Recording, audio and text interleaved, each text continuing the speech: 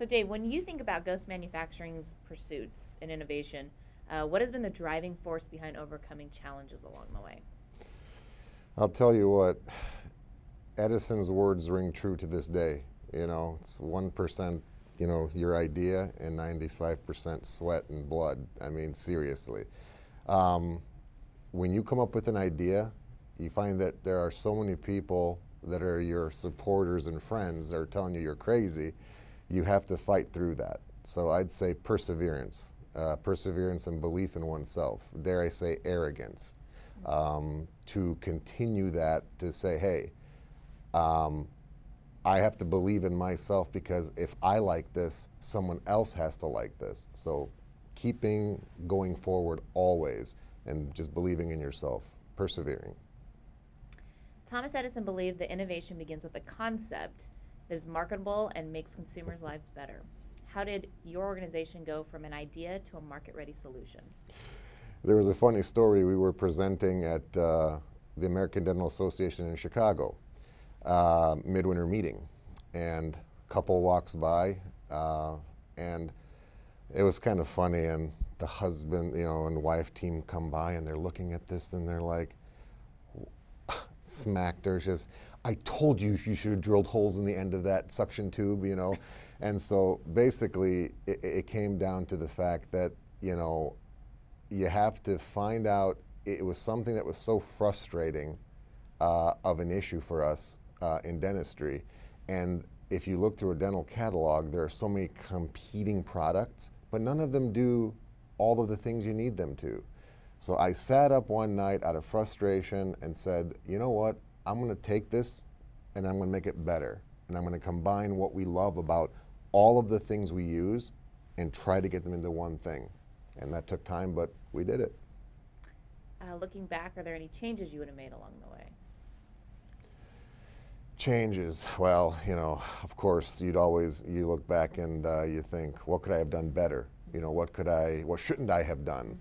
But I definitely would have researched a little bit more on the injections molding part of things instead of buying a gigantic machine, because I'm a go-getter, and I said, well, I'm going to make this anyway, so let's take the leap. I would have definitely done a little bit more research and getting to know how the things that produce my product or will have been producing my product worked.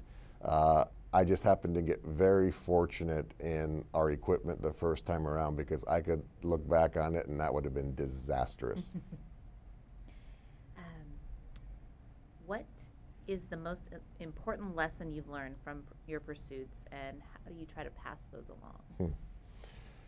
If I were to give any advice to anyone, would be within reason, of course. Be careful of the detractors, and I would probably say go with what Merrill Lynch used to teach people. Invest in what you know. And in this case, humbly, it's something that I know.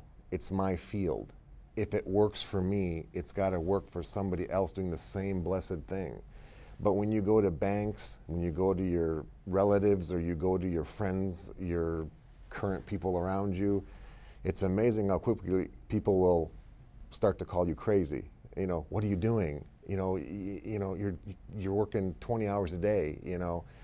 So I would be very cautious in listening to your detractors up to a point, and just making sure that you're ready for the job ahead, because you're going to be doing most of the work in the beginning.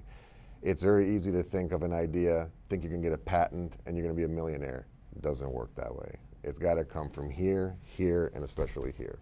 So that's what I would say.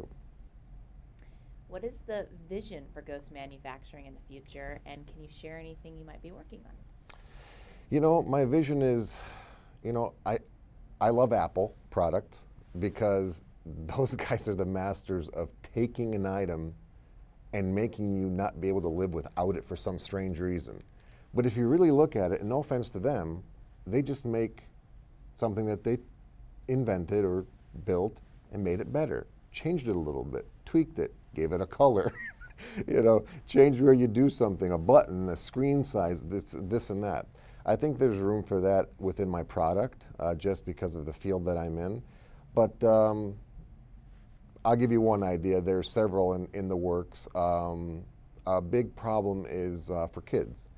Children typically are very afraid of the dentist, you know, and I'm in a practice that deals with a lot of kids, and I like to see them when it's kind of humbling to see them come back and, you know, they're driving now.